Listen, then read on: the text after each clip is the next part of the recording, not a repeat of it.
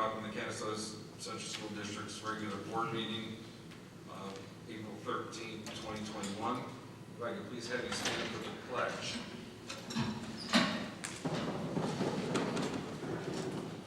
I pledge allegiance to the flag of the United States of America and to the republic for which it stands, one nation, under God, indivisible, with liberty and justice for all.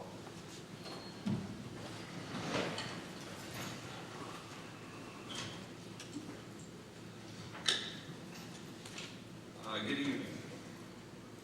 Just a reminder, fire exits are located in the places I'm indicating in the rear. In the event of a fire, alarm will sound, and if it does occur, please move immediately in a calm and orderly manner to the nearest exits.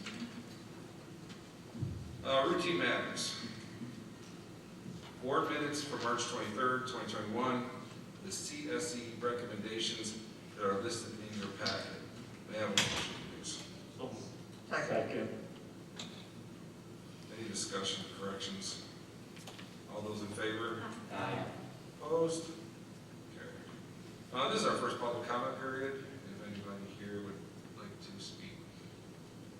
There is a second one. We did not receive any emails. I know. Our first presentation tonight, Nick, is going to talk about our budget presentation, and I'm going to turn it over to you. Yeah, you can sit down and turn around, or you can have a seat. And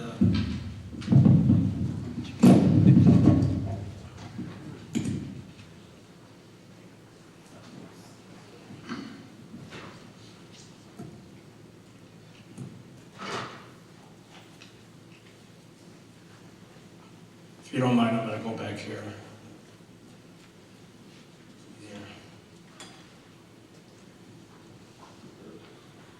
Hello, everybody.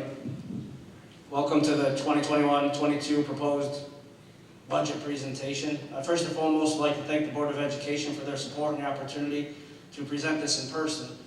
As we all know, it's been a very challenging year, and last year we did this virtually. I would like to also thank our superintendent of schools, our administration team, our staff, the community, and most important, the students. The students are the reason why we put all this work into the budget.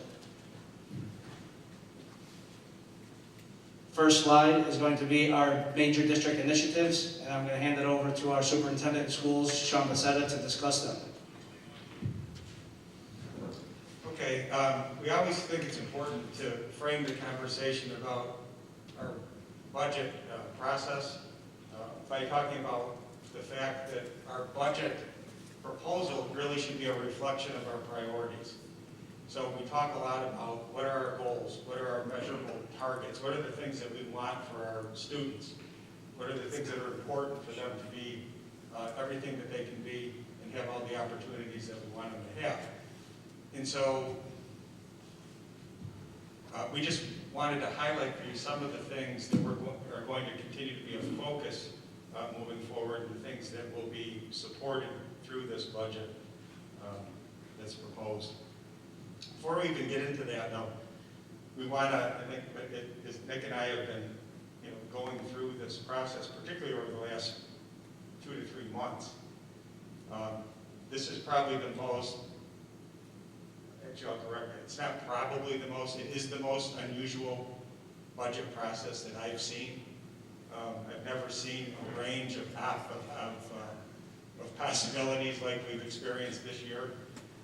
It's important to note that we were coming off a flat year, for example, of state aid last year.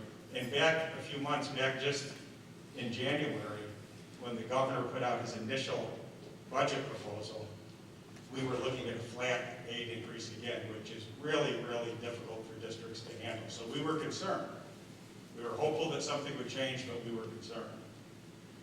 So the budget picture has changed significantly, even in the last week or so. But it's also important to point out, as Nick is going to draw your attention to, just as this has been a very unusual budget process, it's also going to look a little bit different than it has in the past as far as how we make decisions. For example, when we're talking about this much talked about in the media, federal stimulus money that's coming into the picture. We don't understand completely what that looks like yet. And there are a lot of questions that as stewards of the district's finances, we need to get answers to before we start planning on how to spend that money. So we just want everybody to understand we are not trying to be evasive. We will be transparent in terms of how we're looking to allocate those funds, but we'll do it at a time when we feel like we have adequate information to do so. So more so than in years in the past, there will be continued conversation about potentially programmatic possibilities or staffing possibilities that make sense given the parameters and the stipulations of the federal stimulus funds that's coming to the district. And again, Nick will talk more specifically about that, but you'll see it's not even lined up in the same way. It's not part of our budget. It's not part of the budget as it typically would be outlined. This is separate and distinct from the way it would normally look.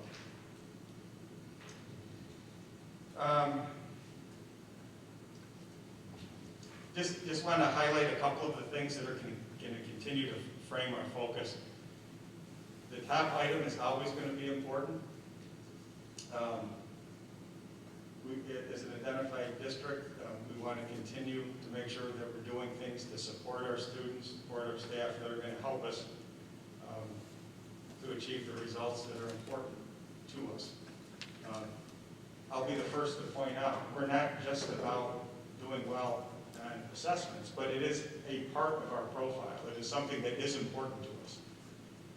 And we do believe that we can not only keep kids safe, keep kids healthy, give them opportunities, provide for things like social, emotional struggles that they have, but we need to also take care of their academic program. Central to that is our focus on K-12 literacy and instruction. In the coming weeks and months, we're going to be talking a lot more about that plan. The staff, our instructional staff, has been hard at work in sort of, taking an assessment of what are the things that we've done, why do we do the things that we do, and are we as efficient and effective as we possibly can be as our students move through our K-12 instructional program. So we need to support that within the budget to make that happen. And so that's central to that process.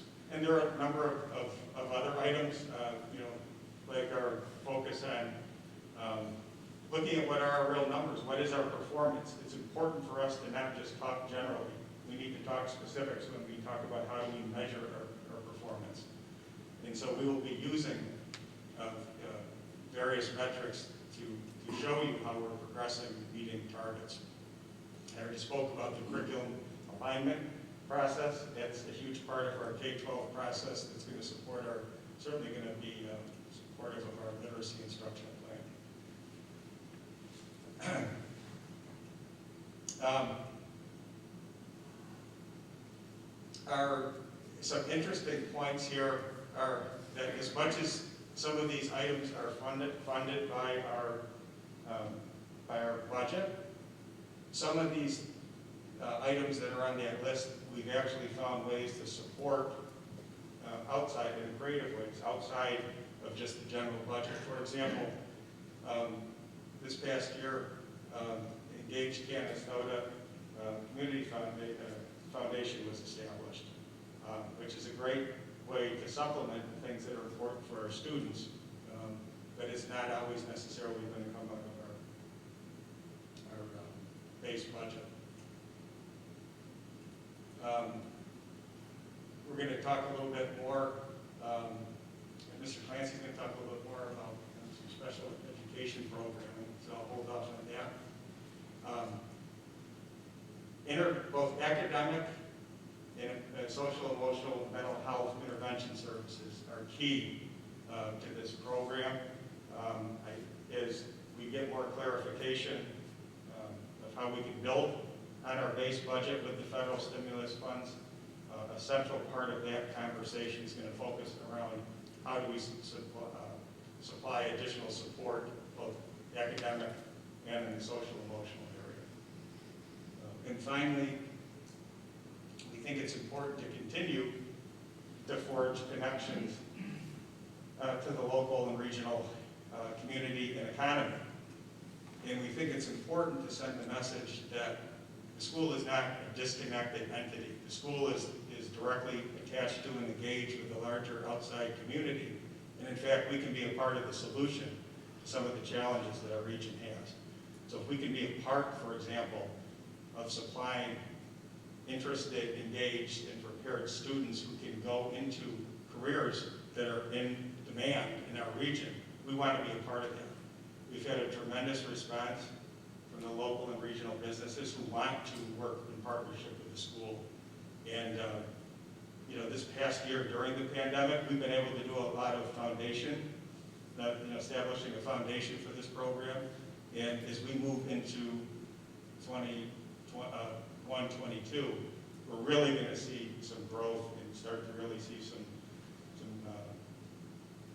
I think, impressive coordination between the school and the community.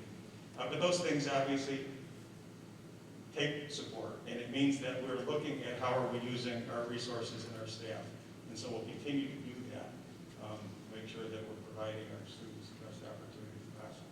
So those are just a few of the things.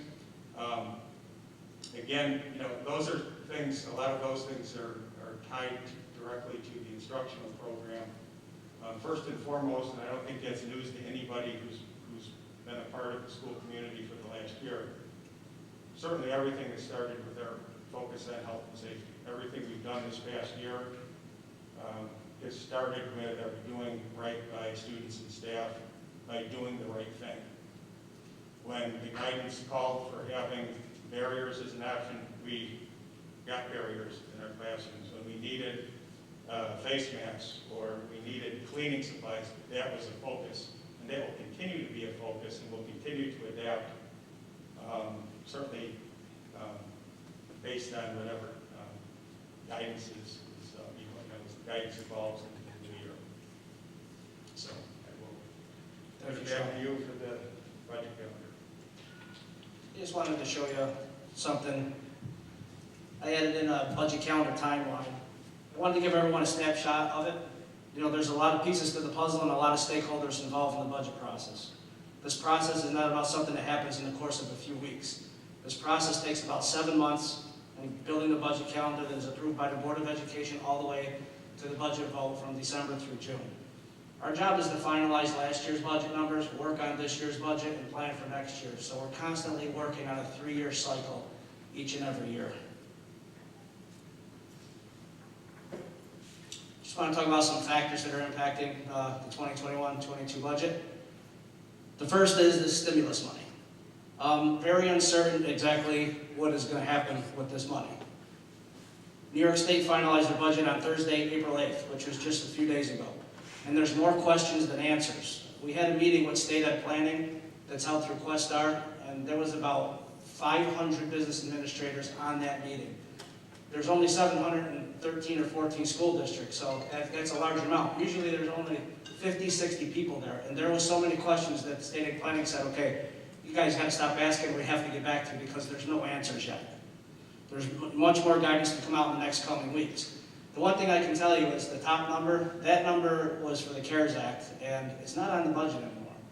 So I'm not sure why. They say we're getting it, but I'm wondering if they build that into the foundation increase that we got this year. And they're not sure yet either. So the next two lines are, the first one, I'll call it CURSA, and the next one I'll call it ARP. They're very long names. The first one was the one that President Trump signed before he left office in December, and the second one is the one that President Biden signed recently. We do know this, it's not general fund money. It's special aid fund money, which is similar to Title I and IDEA grants. And how they came up with those allocations is based on our Title I allocations. That was their ideology of, okay, this is how we know what you're going to get. So there's no guidance right now. We know it's not general fund money, but I do know one thing. 20% of this, they call it learning loss. So 20% of this money has to go for like before and after school programs to catch kids up. And this is, of course, over a 3 or 4 year period. I'm hearing that CURS is 3 years and ARP is 4 years. But again, we're not 100% sure. The rest of it, it's like they're earmarking everything we can do. We can't just purchase anything we want. We got to have a plan for it. We got to get the community involved. We got to get the staff involved. We're supposed to have a plan by July 1st on our website with all the stakeholders, approving how we're going to spend it. I've heard it for all over. Some schools want to spend it on technology. Others use it for ventilation systems because they don't have it. So a lot of this is for safety too. So we can't just say, oh, we're going to throw this money in a reserve and we're going to be able, when we have shortfalls, able to use it. That's not the case. So again, there's a lot more guidance coming out. That's a lot of information that I have for you because I've been digging deep pretty into it. There's a lot of people that really aren't even as far as we are yet knowing what this money's for. So in the future, there's going to be much more presentation on this money. Second factor I would say is uncertainty of state aid funding. Remember the look-back periods we talked about last year? Well, they haven't said they're not going to look back anymore. So I'm not going to say, okay, maybe if something happens next fall, they're going to turn around and say, oh, you know what, we're going to take 20% of that money away. And if you remember, I'm not sure how long everyone's been here, there was the ERA money. And they said they were going to make everyone fully funded with foundation aid. I'm sure you guys have heard that 1,000 times. Well, then they turned around and said, well, guess what? We can't afford it, so we're going to do the gap elimination thing. I can tell you right now, within a 2-year period or 3-year period, they want to fully fund us. And that's really Peachtree. It's Christmas in Canastota. I'm not so certain that's going to happen because what if next year something happens in the budget and say, well, you know what, gap elimination too, we're not going to be able to fund it. So I'm not, until the money is in our pocket and in our bank account, I'm not going to fully say, or we're approved for it in a grant, I'm not going to say we have it yet. And then there's the extraordinary costs that Sean just talked about. We're constantly purchasing PPE. If anyone, well, I'll just throw it out there. I code it separately. We've spent a little about $200,000 so far in just protecting our students and staff.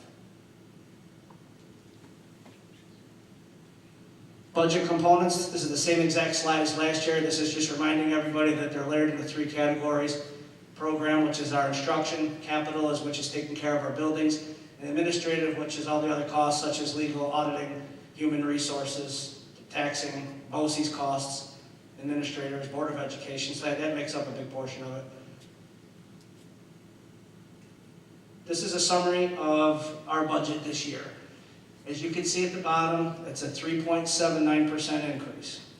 It's a $1.2 million increase for next year. $1.5 million of the increase is just salaries and benefits. I was able to lower our BOCES cost by $300,000 to get us under $33 million. Everything else in the budget stayed relatively flat, meaning 0% increase in supplies, contractual, and equipment.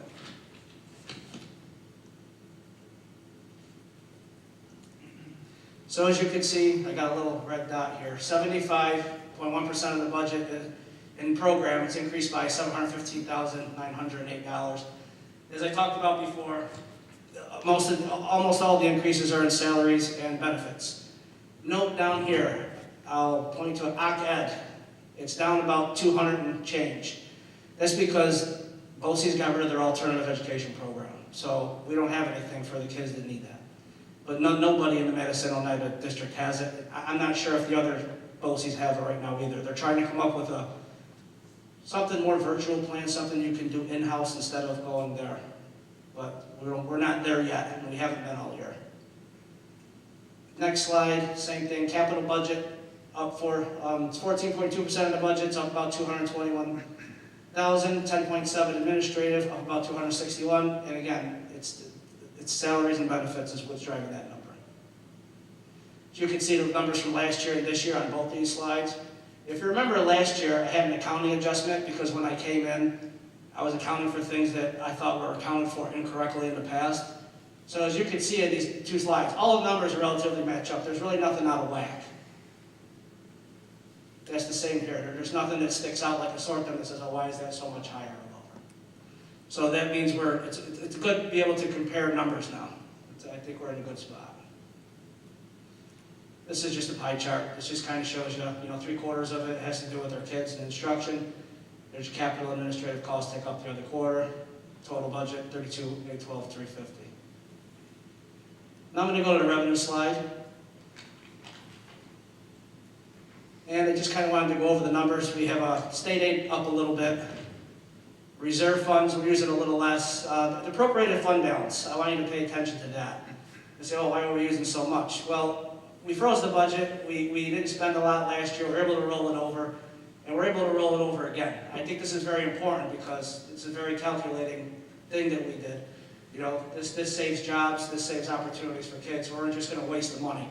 We may as well use it when we need it. We knew shortfalls were coming, so we had to be really calculating and strategic to how we did everything. And if you notice the tax levy, well, how come it's the same both years? That's because until you approve this budget tonight, that number will go up, and I'll later on in the slides, I'll show you what the tax cap was and how much we're going to go up. That number will go up, and I'll decrease probably the appropriated fund balance, so that will go down a little bit. Same thing here, a little pie chart just kind of shows you half of our funds come from state aid, almost 40% come from property taxes, and then other revenue makes up to 10%.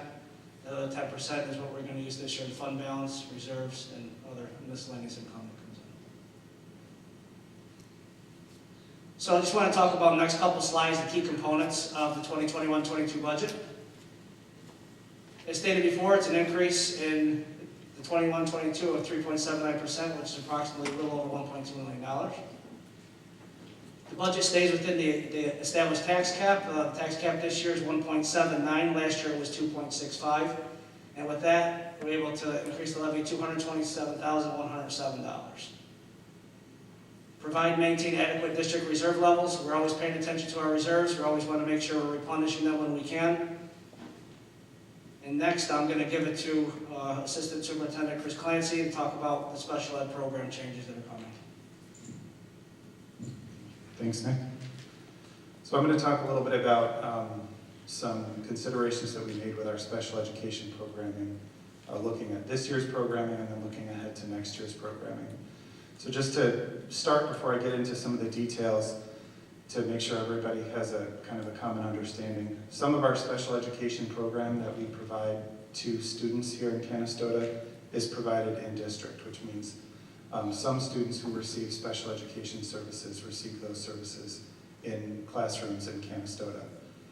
In some cases, we haven't been able to provide the level of service that some of our students who receive special education services, we haven't been able to provide those services in-house. And in those cases, when those recommendations are made by the Committee on Special Education, there are times where students receive those services at BOCES. So some students receive those services at Madison Oneida BOCES, and some students at other BOCES, because that's the appropriate placement for the student, and that's the location that can provide that service. Every time we have a meeting to discuss a student's needs, we always consider the student's needs and we determine where that service will take place. And every year when we look at the budget, we look at the number of students that receive special education, and we look at where those services are being provided, and we have to consider always, are there opportunities for us to be able to provide those services in Canastota? And one of the things that came together this year, for next year, is that we determined that we will be able to provide a specific service to students in Canastota, and that service is a 12-1-1 classroom. So when I say 12-1-1 classroom, that's a ratio that just means that in that classroom no more than 12 students can be placed. One special education teacher would be overseeing that classroom, and then there would be at least one classroom aide to help support the students in this classroom. 12-1-1 classrooms are established for students who have typically intellectual disabilities. So these are students who need additional support because of a cognitive disability or because they need some life skill kind of help. These classrooms aren't established for students with significant behavior needs or students with other really specific kinds of special ed disabilities. It is really just for students who have intellectual disabilities. So right now we have some students who are entering kindergarten next year. So they're currently CPSE students, so they're preschool students with disabilities who will be entering kindergarten. We have a number of them who would be appropriate for a 1211. We also have some students currently who are at BOCES receiving 1211 services.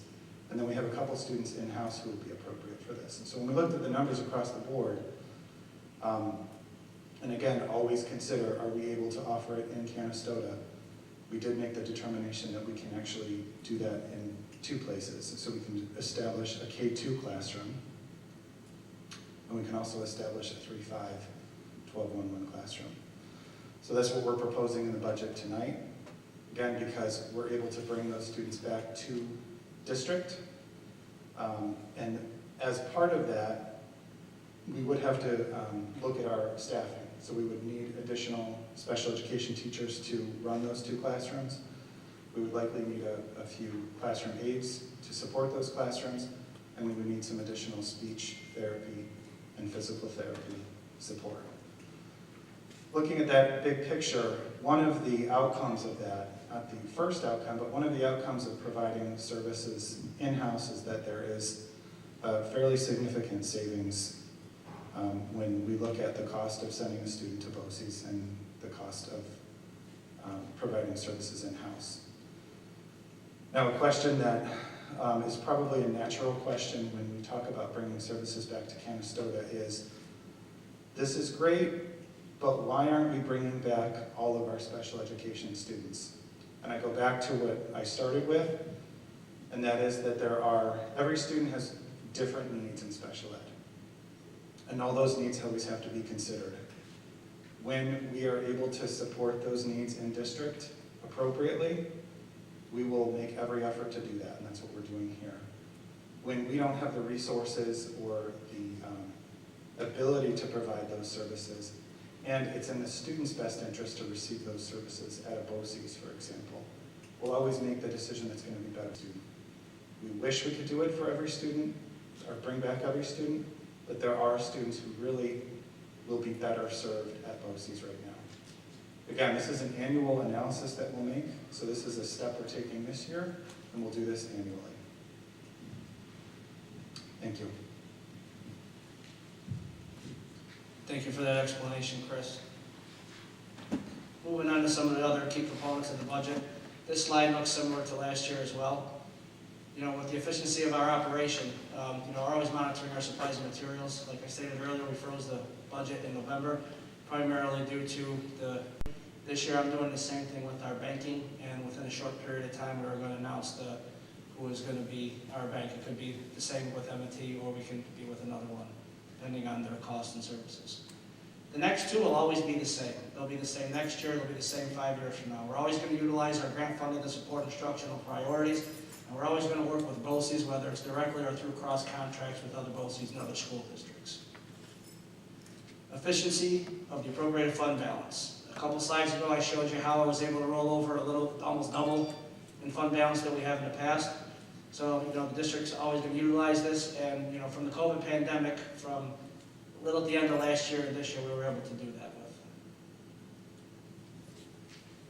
This is the most boring one, but my favorite. It's a tax cap formula. So, this is a very complex formula of how they determine what our tax levy is going to be. I want to point out that a lot of people in the community, a lot of people in the state will turn around and say, well, last year we went out at 2.65. Well, how could you do that? You can't go over 2%. The red dot up there, the problem is the 2% is just a little bitty part of the formula. That's where they get the 2% from, so it's a big misconception. So that's CPI. So if CPI is 2.8, which means the consumer price index growth, we only can go as high as 2, even though it's 2.8. But this year it was 1.23, so we have to use 1.23. We got to use the lesser of the 2. So that's where that 2% comes up with. So this will be our tax levy estimated increase, 1.79, $227,107. Point right here, it'll be 48 cents on 1,000, or $48 based on $100,000 assessed value home. Last year it was 70 cents, or $70, so it is a lot lower this year. And the bottom, the 726, your basic exemption, it's been frozen for the last 3 years. It's the same as it was. Cuomo froze it a couple of years ago. And it doesn't seem to be, it would increase anytime soon. This is just information on the contingency budget. Should the budget fail on May 18th, Board of Education can adopt a couple things, adopt a contingent budget, or make additional reductions, and the additional reductions would be $312,000. Revote will be on June 15th, 2021. There's a couple other propositions in the budget. Proposition 2, we're going to purchase 2 65-passenger student transport vehicles for about $275,000. Typically, we rotate 3 here. After some analysis that we've done and some research with the board, we've made a decision that we're going to do away with 2 this year, especially since last year we didn't really transport a lot. So we're going to go with 2 buses this year. And Proposition 3, the creation of a student board of education member. I just want to note that this is a non-voting member and they will be excluded from executive session. This slide here is just some information. There's 2 at-large positions for the Board of Education that will be available on July 1st. Both of them are for 3-year terms expiring on June 30th, 2024. Anybody that's interested must submit a petition by April 19th, 2021 by 5 p.m. to the school district. You need at least 25 qualified signatures and petitions are available in the office. Finally, this is the last slide. I'm just going to give you a kind of recap of exactly what's going to happen on the budget vote day. Tuesday, May 18th, 2021, voting will take place at Robert Street Auditorium in Southside Elementary Gymnasium from 12 to 9. This is the same as it has been in the past. Nothing has changed. Just got to remember to keep social distance, keep your space, adhere to COVID restrictions. Budget adoption, which is tonight, and the budget hearing will be Tuesday, May 11th, 2021 at 6 p.m. We talked about the propositions, just to give you a kind of a conclusion. The budget's $32,812,350, 2 buses, student board of education member, and the election of 2 board of education members. I'd like to thank you very much for the board for having me present this to you, and I'd like to open up to any questions if anyone on the board has any.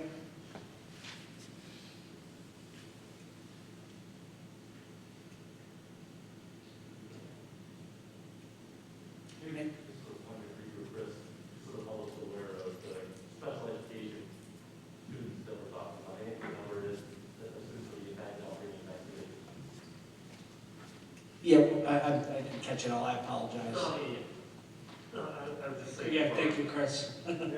Just for any of the, Public that's listening in, the potential of rough numbers of students impact that we're bringing back to the district with that special ed program coming back in-house. The number of students right Yeah, now, it's right. approximately 13 between the 2 classrooms. Thanks, Warren. Anybody else? If anyone has any questions, you know you can contact me at any time. Anybody, Wendy, Steve, anybody in the crowd, anyone wants to contact me, I'm always available for you. Thank you very much, I appreciate it. Thank you.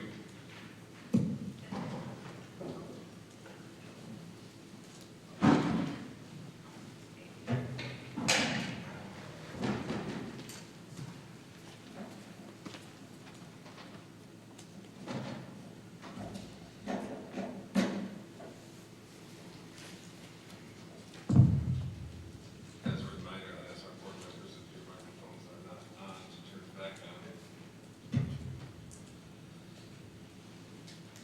Okay. Thank you very much for that presentation for all 3 of you. All right, new business. Resolved upon the recommendation of Superintendent of Schools, the board does hereby adopt 2021-2022 budget at $32,812,350. May I have a motion, please? Any further discussion? All those in favor? Aye. Opposed? Carried. Resolved upon the recommendation of Superintendent of Schools, the board does hereby adopt 2021-2022 real property tax report card. May I have a motion? Any discussion? All those in favor? Aye.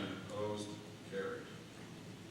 Resolved upon the recommendation of the superintendent of schools, the board does hereby approve the resolution to withdraw from the Cooperative Health Insurance Fund of Central New York effective September 1st, 2021. I have a motion. Second. All right, discussion. This does not require full read or No. Okay. Any discussion on this? This is what we discussed to basically self-fund the health insurance.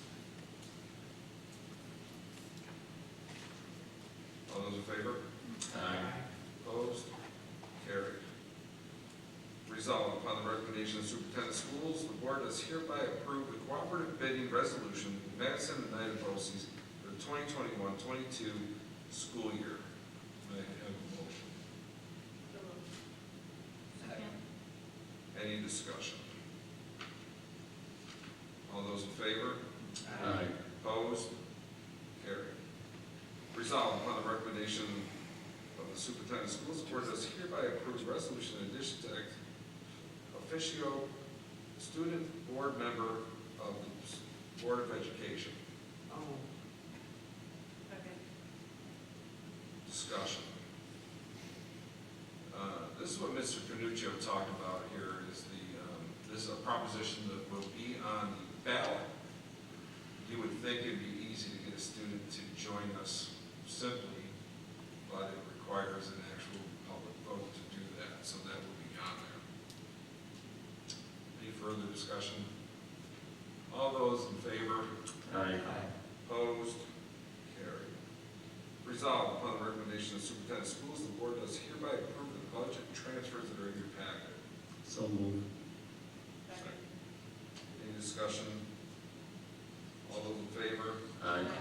Opposed? Carried. Resolved upon the recommendation of the superintendent of schools, the board does hereby approve to create a 10-month instructional specialist position for the 21-22 school year. Have a motion. So moved. Second.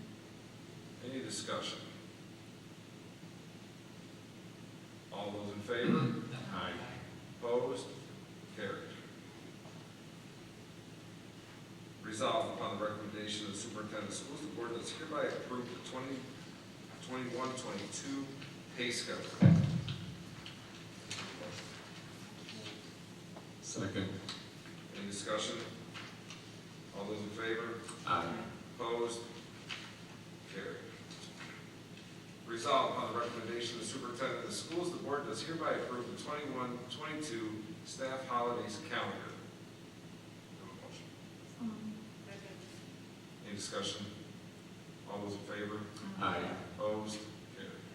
Resolved upon the recommendation of the superintendent of schools, the board does hereby approve the election inspector workers for the 2021 May 18th budget trustee vote.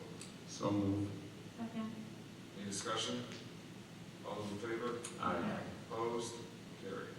Resolved upon the recommendation of the superintendent of schools, the board does hereby approve the revised safety plan Appendix 6 for infectious disease response regarding essential workers and Appendix 7 SRO agreement for responsibilities and agreement. May I have a motion? Second. Any discussion? All those in favor? Opposed? Carried. Resolved upon the recommendation of the superintendent of the schools, the board does hereby enter into a multi-year telecommunication broadband service agreement with Madison United BOCES beginning on or about May 1st, 2021 and ending on or about May 31st, 2024. May I have a motion? Second.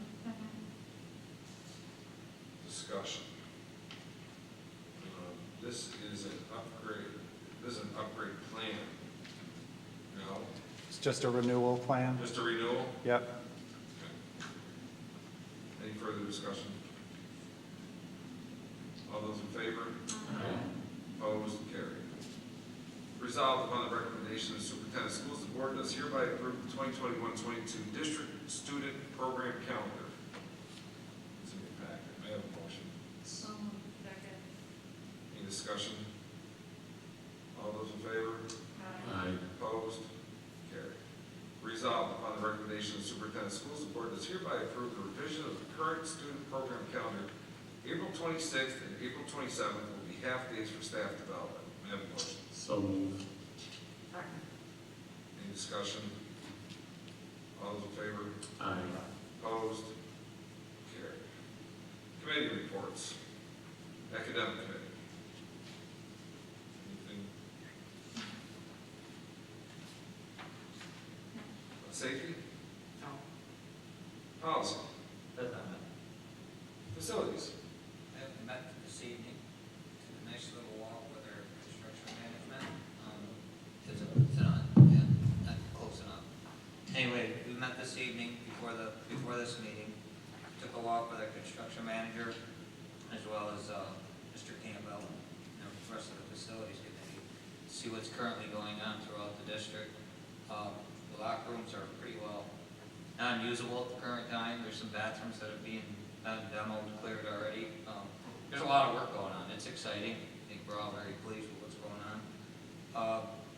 Obviously, I would say they're ahead of schedule compared to what we thought, a couple months ago. We'd never think we were starting all our so soon, as well as the multi-purpose field outside.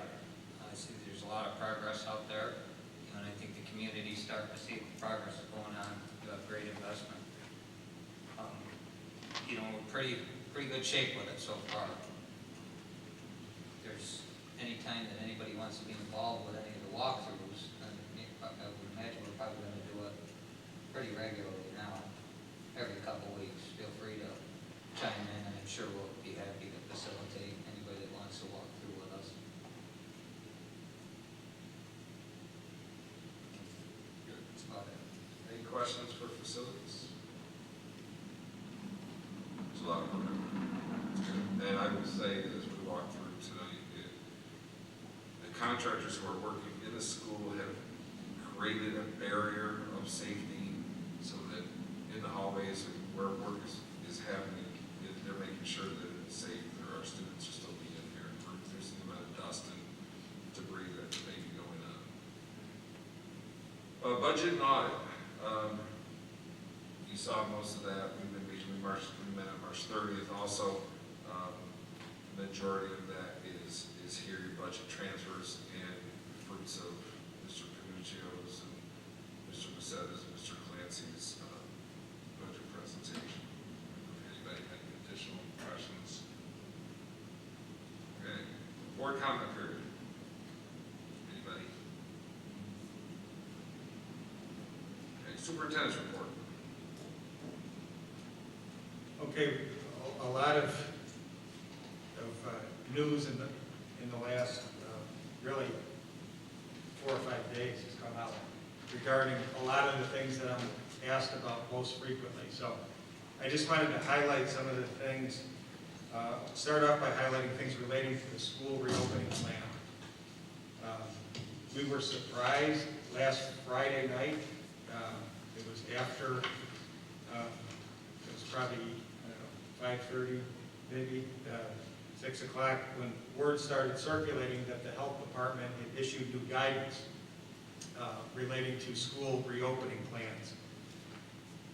We actually didn't get any formal notification until Saturday. I received an email from the State Department of Health, and the new guidance was outlined at that point. It is a 24-page document with multiple links and attachments and things like that. So as has been our pattern throughout this year-plus process, we're certainly reading it, and we're certainly talking to numerous state organizations, certainly to our attorneys, to make sure that the document is understood completely. I can tell you that we've also I've also forwarded in writing some comments to our local health department because, as is typical with these types of things, when there's that much guidance, sometimes there are questions that weren't completely answered when you're just reading the document. And so that question I was informed of earlier today was forwarded to the state contact. We would like to be able to update the entire school community as much as we possibly can, we'll have that presentation tomorrow night. Sunday afternoon, we had announced that at 5 o'clock tomorrow, Wednesday, we would have a virtual session, as we've done numerous times over the course of the year. A central key part of the updated guidance that's provided by the state talks about the importance of being able to engage the school community, families, staff members, so that everybody's on the same page with how we're operating. We want to make sure that we're consistent with what we've done. From the beginning, we've said we've tried to be by the book, we try to do things in as conscientious a way as possible, and so this is no exception. So I can't promise that I have complete information as I'd like it to have by tomorrow, because this is evolving quickly. I can tell you during the day tomorrow, prior to our 5 o'clock session, there is a statewide webinar that school officials have been invited to attend, so I will be participating in that. There may be some new information that's hot off the presses. Hopefully we can get some clarification to some of the questions that are still lingering. We also have a meeting scheduled prior to the 5 o'clock meeting. There's a session that's for our staff members, again consistent with the guidance that we've received, to be able to have conversations with our staff members. This will probably continue. I'm sure that we'll have more of these sessions as we move forward through the year. Some of the things I just want to highlight now, because you're going to be hearing about, you probably have heard about it on TV or you've read about it online or in the papers, that there are, one of the things at play is are barriers to be used anymore. And you may have heard that now barriers are not part of the CDC guidance that the state is now talking about adjusting to. Here's our philosophy. We wanted to err on the side of caution from the beginning of this process. The CDC guidelines came down probably close to a month ago now. It took the state over 3 weeks, close to a month, to actually digest that information and then give us guidance. In our opinion, sending this information out on Friday night, not actually notifying schools until Saturday morning, does not give any school adequate time to digest it, ask adequate questions, get the adequate feedback that we need to move forward in a responsible way. And so we did not feel as if the responsible thing to do would have been to drop those barriers. We wanted to make sure that we got to the board meeting, that we got to our staff meeting tomorrow, that we got to our community meeting to get input from people. You know, if we have those barriers, we still may elect to use them in certain cases if it makes sense. But so that's why they're here. That was one of the questions that I got, is why are you still using them? Well, the CDC said a while ago that maybe they didn't have to use them. The state now on Friday night says, well, barriers aren't a part of their plan. But we felt that we owed it to the community to see it through this process. So barriers are one thing that may be changing based on the outcome of this process, that we may no longer be using barriers. Things like the level of distancing required at each grade level, that has been modified in the guidance. And they have now differentiated to a much greater degree level. You know, elementary, the criteria surrounding elementary distancing is now being differentiated with middle school and high school level distancing. So we're also looking at that. So there may be more changes that we're going to be talking to people about in the coming days related to that. Another final thing I would mention as far as something that's different is that the level of distancing that's required now is tied to not only the age of the students that we're talking about, so a different standard, for example, somebody in first or second grade compared to somebody who's in high school, but it's also contingent upon the what they're describing as the county transmission level or rate. And so they have this color-coded formula, orange, for example, I believe it's orange that's in the substantial transmission category, red that's the high risk category, and these numbers are updated on a weekly basis. That is now connected to the degree to which we can reduce 6 feet to 3 feet, for example. The guidance actually says if you are in a high risk red region, that certain parameters are having to be adhered to if you're going to reduce the distance. It's different from elementary. So that just gives you just a little taste of the things that are involved. If you look in the media, it looks very simple and straightforward. Distancing is lessened. Well, not so fast. They need to talk more about regional transmission zones. They need to talk about elementary versus secondary. There are those factors that we're digesting to make sure that we understand it properly. So again, if anybody's interested in diving more deeply into the details of what this new plan is offering, 5 o'clock tomorrow is our virtual session on that. The session will be a combination of giving the most up-to-date information that we have, sharing that information with you, followed by a chance for people to ask questions.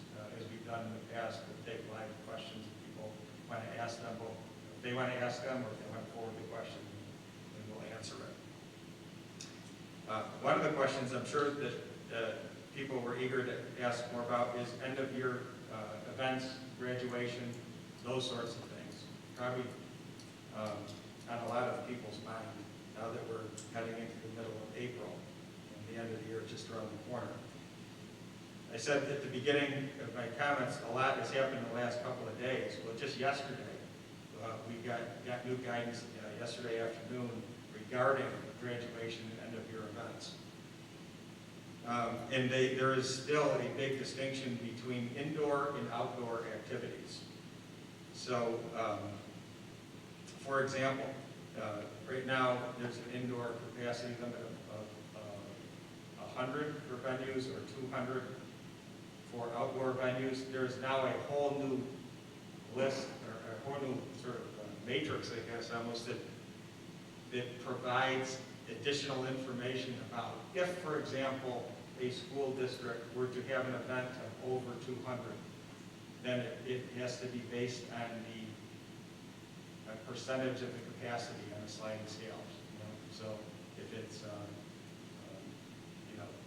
some ranges are 50%, some are 33%, so on and so forth. So we are in the process of meeting with our advisors. We have meetings this week. Mr. Altobello and I and Mr. Clancy had scheduled a meeting to go over all of the details of this new guidance now that we have it. We've been telling families and their students, we're hearing guidance is coming. Well, we finally got the guidance. Now we can at least start to make solid plans based on that guidance. So we're meeting this week, and we'll be able to start getting more information out. Now that we have the guidance, we're going to have to connect to different venues and people to firm up, the status of their ability to comply with those parameters. And something that's really exciting for us to talk about is obviously the big event every year is going to be our graduation ceremony. Last year, we were fortunate that the weather cooperated and we were able to hold graduation. It was capped at 150 people, if you remember. And so last year that meant that it was really, we just had enough for people who had to be there, staff who were part of the program, or individuals who were part of the program, and our graduates. We're optimistic now that with this new guidance, we're now going to be able to have a bigger event where more people can participate.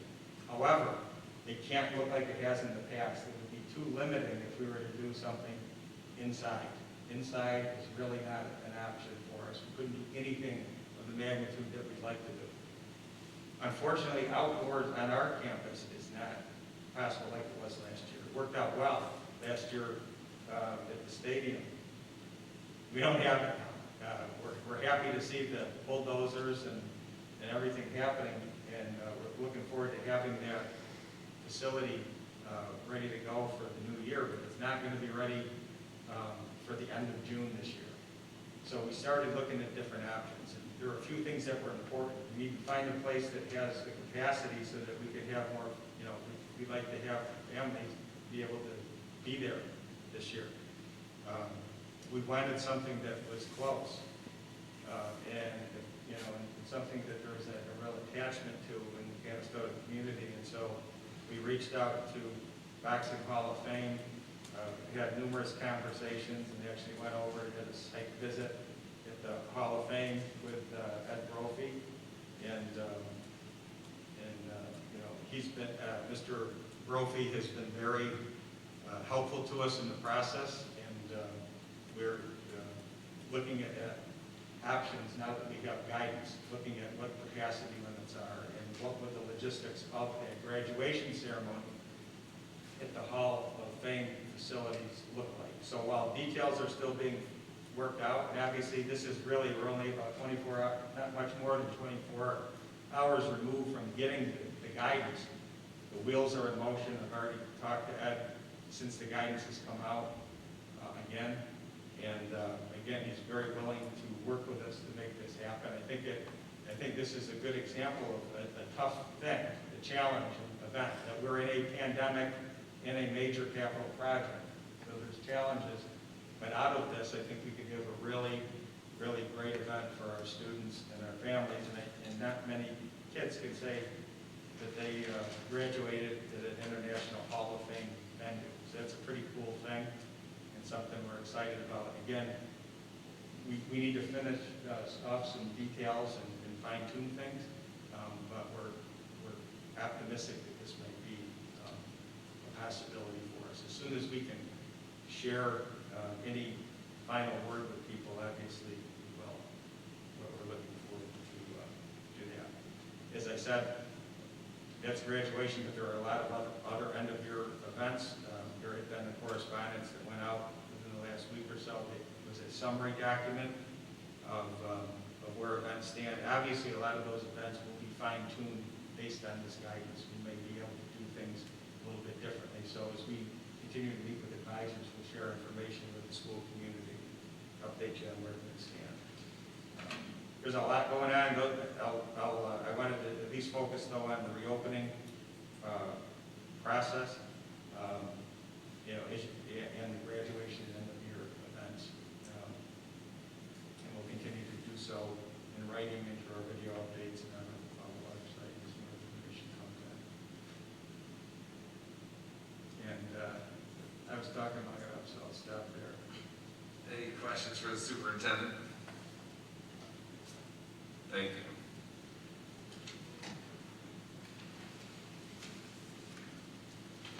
Personnel recommendations. All appointments are pending clearance and fingerprinting. Retirements and resignations. Resolved upon the recommendation of the superintendent of schools, the board does hereby accept Christine Peters' resignation as a school monitor effective the end of business day on March 17, 2021. May I have a motion? All those in favor? Aye. Opposed? Carried.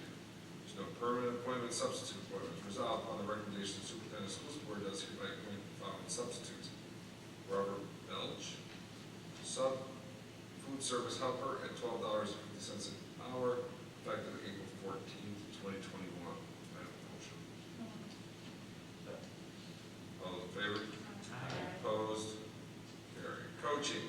Resolved upon the recommendation of the superintendent of schools, the board does hereby appoint the following paid, unpaid, and support staff for the 2021 spring season, effective upon final authorization by the district. It's in your attachment. May I have a motion, please? So moved. Got it, thank you. Good. All those in favor? Aye. Opposed? Carried. This is our second public comment period. If anybody would like to address the board.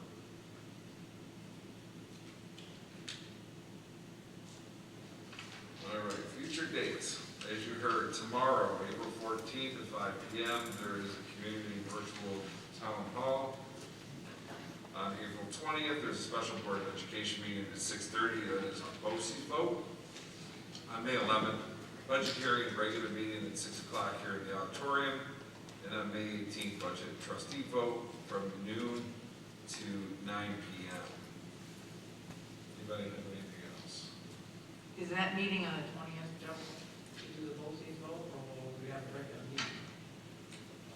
Special. There'll be a couple. They'll probably have some more stuff on there. Yeah, there's always something to add. Okay. That's next week, right? Yes, it's a week from tonight.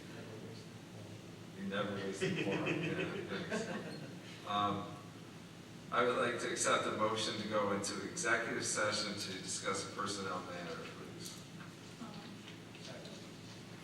Any further discussion on that? All those in favor?